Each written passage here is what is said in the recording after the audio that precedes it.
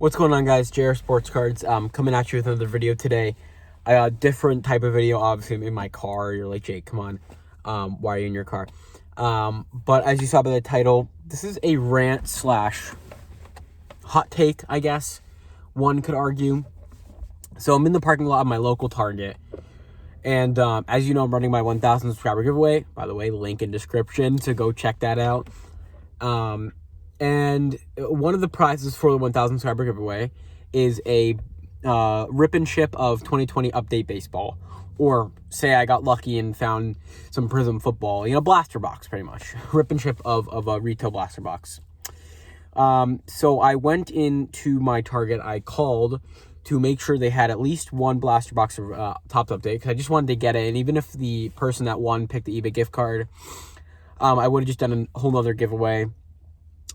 Where I did a rip and ship of Topps Baseball, because if you know me, excuse me, I don't collect baseball. So I go in and I live maybe, well, whatever, doesn't matter. I don't live too far from Target. And I had just called, the guy went and checked, he said they had them, asked if you put it on hold. He said they don't put sports cards on hold, but they should be there when I get there. So I go into Target. And I'm like, okay, I'm just going to grab one box and leave.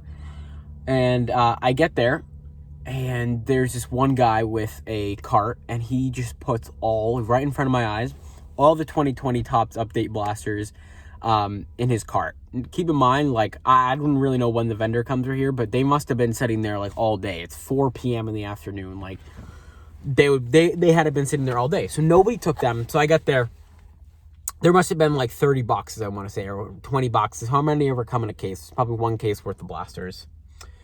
So I ask, and I'm like, hey man, could I just grab one of those blaster boxes? I'll even give you, $5 extra for a blaster. I'm doing a giveaway for my YouTube channel, and I need to just buy a box of Topps Update. And the guy looks at me, he's like, no, dude, I'm getting all these, I'm reselling them. And I'm like, I literally just need one box. One box, I'm giving you $25 for the box. You can buy it.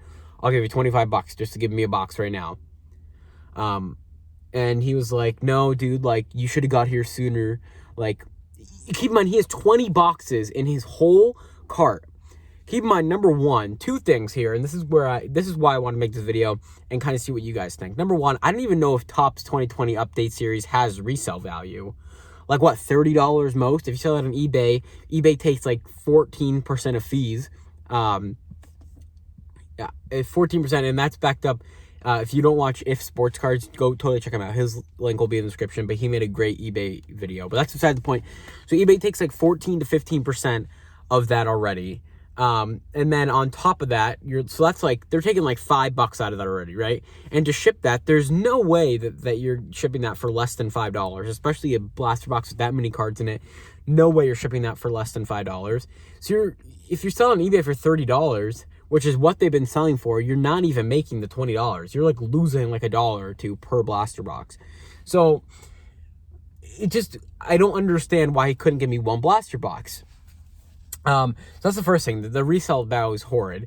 Number two, you have 19 others you're selling. You can't just give me one. It's not even I would understand, kind of.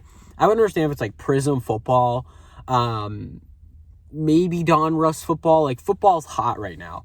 Baseball's not even a hot product right now. People aren't head over heels for Bowman Chrome or anything of that nature. So, that's why I was it's 2020 Update Baseball. I just need one box. It's not even for myself. I'm giving it away to the community, the hobby. I'm giving back to people in the community. I'm not doing it for money. I'm doing it to give back. And he wouldn't give me a box. And obviously I'm not going to, get in an altercation with a guy in Target over a box of sports cards. But I was just, I don't know. I totally, and let me preface this. Kind of just about the whole flipper, the retail wax flippers is I totally get it.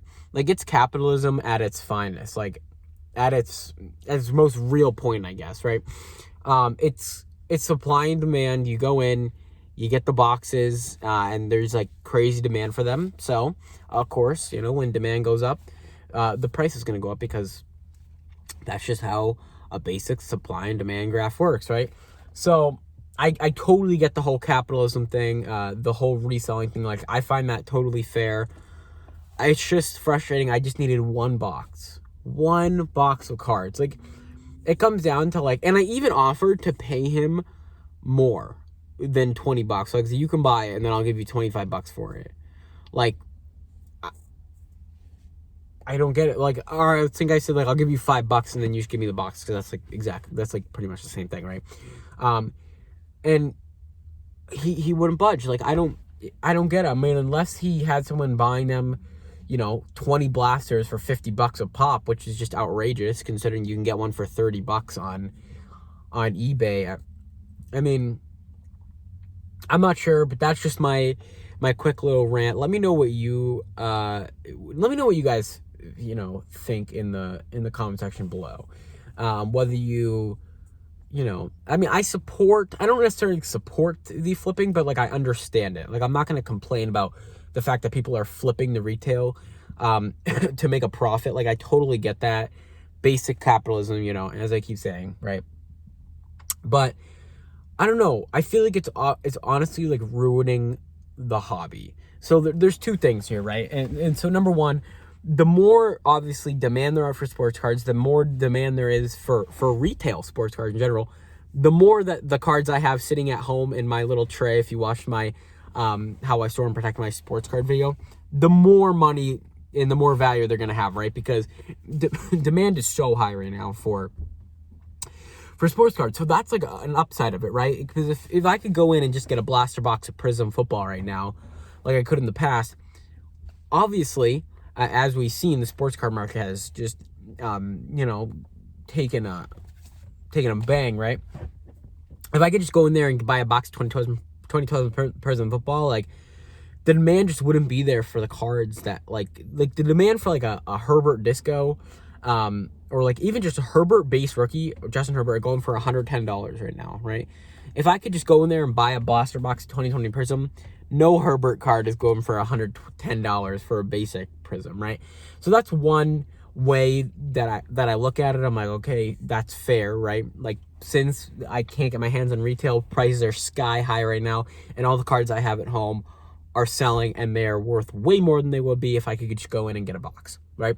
But the other part of me, it's like, it's not just business. Like, this hobby is not just about making money for everybody, right? Obviously, you're going to want to make money from the hobby, and I talk a lot about, how to sell your sports cards and spreadsheets to project profits and everything, but there's also, like, a collection piece of this, right? I go to a card show, and it's like, a card show is like, you're around a bunch of, like, fantastic collectors, and you want to, like, what if I want to open a box? Like, the whole part of collecting is opening a box. So, or, ripping packs. Like, that's, like, a whole, like, piece of collecting, right? So, it just feels like the passion for collecting is gone, and it's all turned into money, which I guess in the reality of things, right? Like, the world almost does revolve around money. Like, people wouldn't work if they didn't have to make money, right? Well, not everybody, but most people.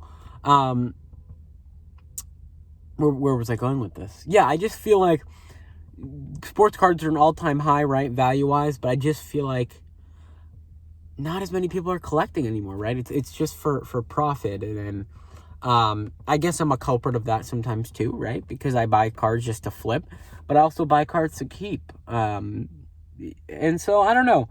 It's an interesting little food for thought, and I'm just interested to see what you guys think, because most people with a YouTube channel, and for a few, I know Adam's Card Closet collects Chipper Jones, and that's, like, collecting at its finest.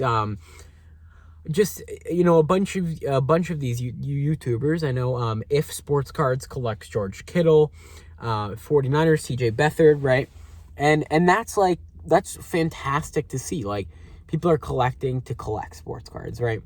So I'm just interested to know what's your guys' take on the whole, flipping retail wax, and if you haven't had any experiences with it, if you had, like, a similar experience to myself where you went in and someone wouldn't give you a box or whatever, I'm interested to hear about them.